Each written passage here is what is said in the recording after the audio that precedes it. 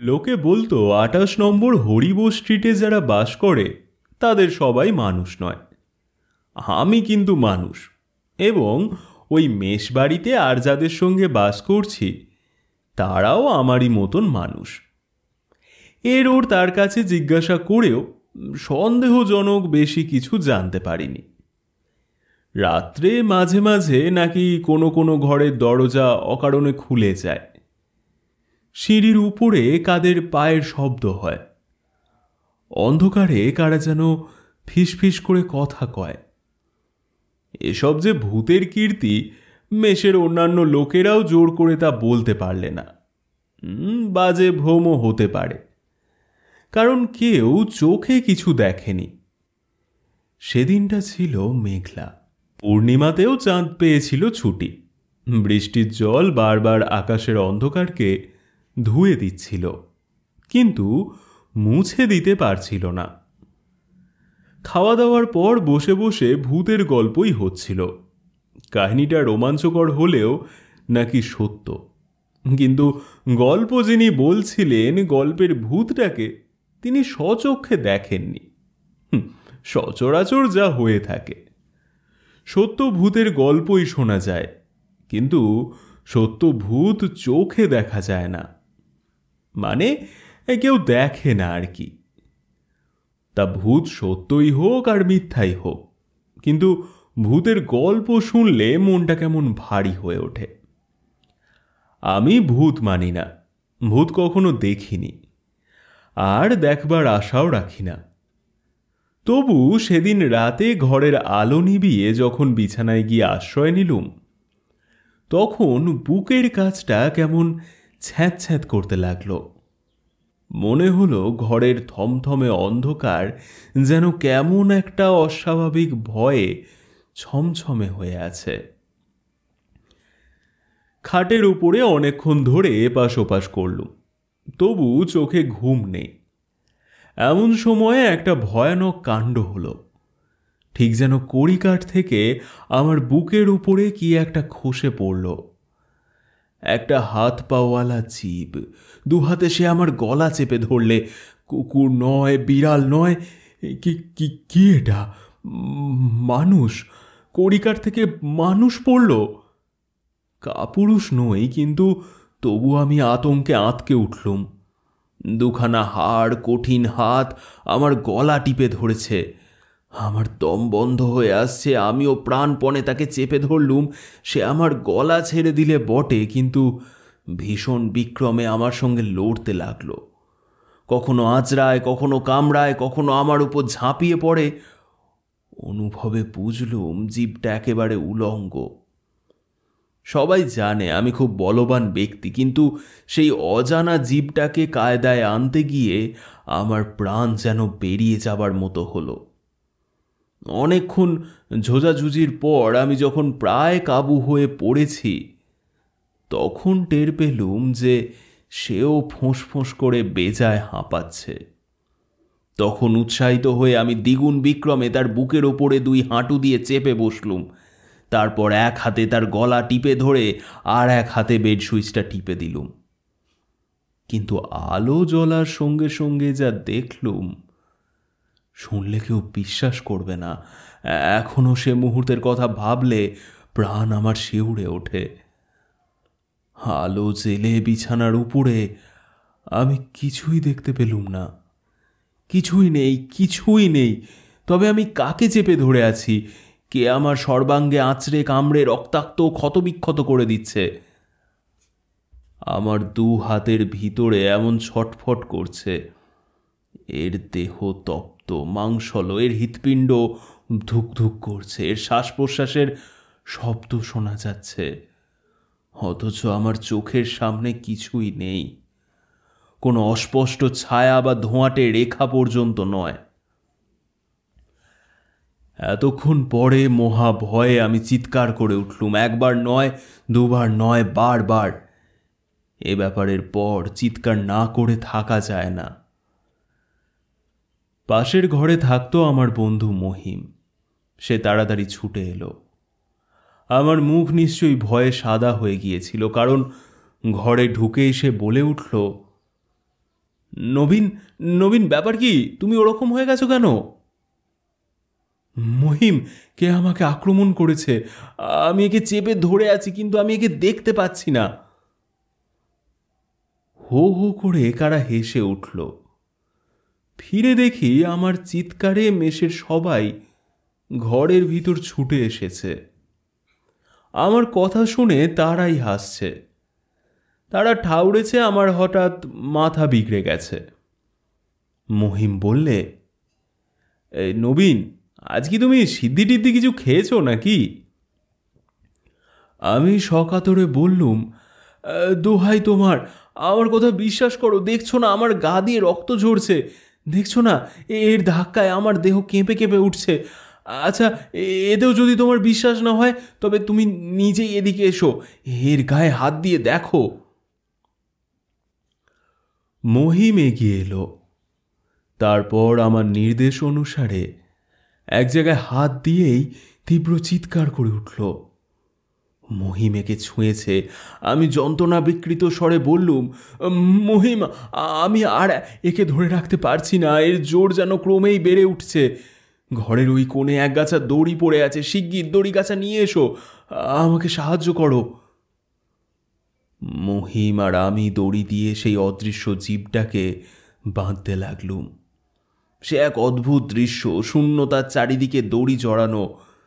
ঘরের ভিতরে যারা ভিড় করে দাঁড়িয়েছিল তারা ভাবলে আমরা কোনো কৌতুক অভিনয় করছি।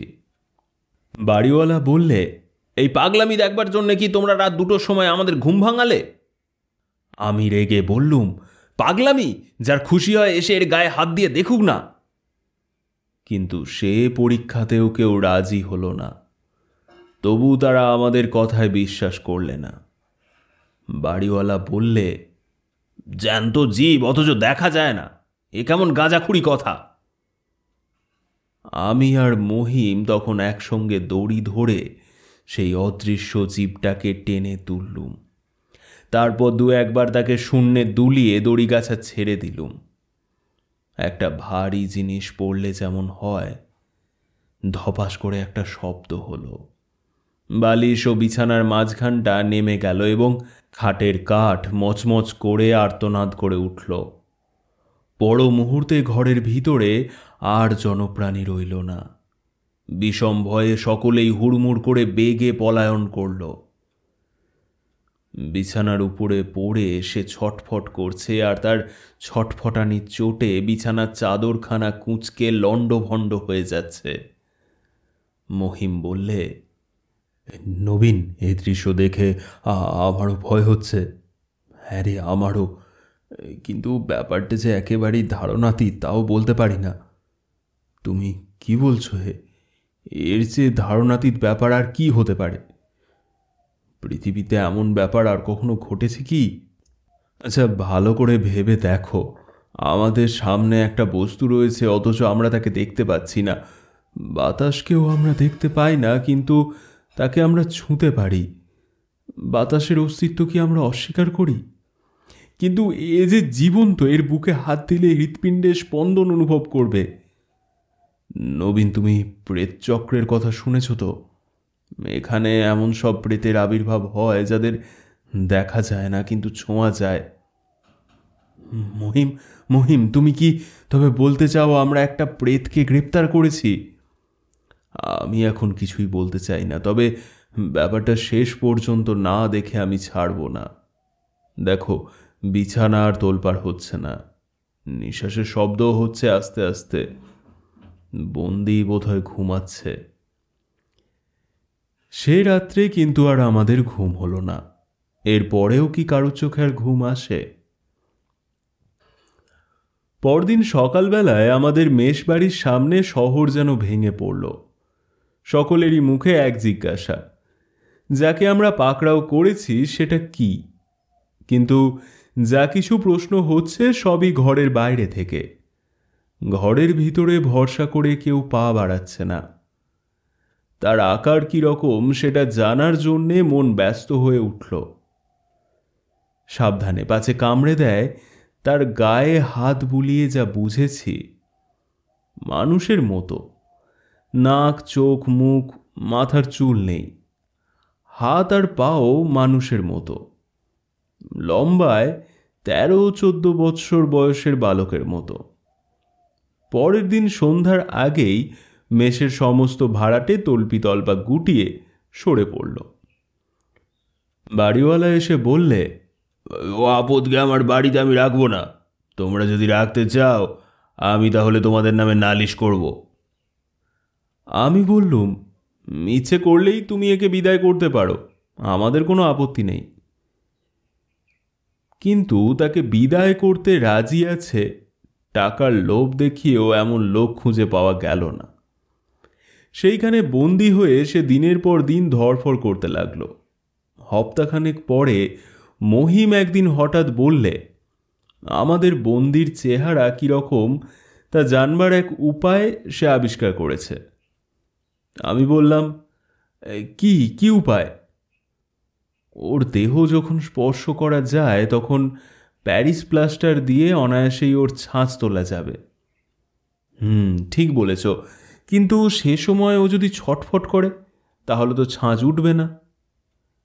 বিন, তুমি তো ডাক্তারি শিখেছ, ওকে ক্লোরোফর্ম দিয়ে তুমি তো খুব সহজেই অজ্ঞান করে ফেলতে পারো, তাহলে ছাঁচ তুলতে আর কিছুই বাধা থাকবে না। মহিমের বুদ্ধি খুব সাফ, তারই কথা মতো কাজ করা গেল। ছাঁচও উঠল। সে কি বিদঘুটে চেহারা! মানুষের মতন গড়ন বটে, কিন্তু কি ভয়ঙ্কর মূর্তি। চোখ দুটো গোল ভাটার মতো, নাকটা ছুচলো ও বাঁকা, ঠোঁট পুরু পুরু ও উল্টানো দাঁতগুলো বড় বড় হিংস্র জানোয়ারের মতো, ঠিক যেন পিশাচের মুখ, যেন মানুষের রক্ত মাংস খাওয়াই তার অভ্যাস। এখন এই ভয়াবহ জীবকে নিয়ে কি করা যায়? একে বাড়ির ভিতরে রাখাও চলবে না, ছেড়ে দেওয়া অসম্ভব। ছাড়া পেলে পৃথিবীর কত মানুষের ঘাড় মটকাবে তা কে বলতে পারে। তবে কি করব আমরা? একে হত্যা করে সকল আপদ চুকিয়ে দেব? না, তাও সম্ভব নয়। এর গড়ন যে মানুষের মতো, প্রতিদিনই এইসব কথা আমাদের মনে হয়। সেই অদ্ভুত অদৃশ্য জীবের খাদ্য যে কি তাও বোঝা গেল না। সকল রকম খাবারই তার সামনে রেখে দিই, কিন্তু সে কিছুই ছোঁয় না। 15 দিন কেটে গেল, তবু অনাহারে সে মরল না। তখনও ছাড়ন পাবার জন্যে সে গড়াগড়ি দিয়ে ও ছটফট করে সারা বিছানা তোলপাড় করে তুলেছে। কিন্তু তারপরে ধীরে ধীরে তার ছটফটানি কমে এলো। 20 দিন পরে দেখা গেল তার হৃৎপিণ্ডের গতি বন্ধ হয়ে গেছে। হাত দিয়ে বুঝলুম তার দেহ কঠিন, আড়ষ্ট ও ঠান্ডা। সে মরেছে, কিন্তু কি সে? এ কি সেই অদৃশ্য জগতের কেউ, যে জগতের বাসিন্দারা মানুষকে রাত্রে এসে ভয় দেখায় এবং আমরা যাদের প্রেত বলে মনে করি?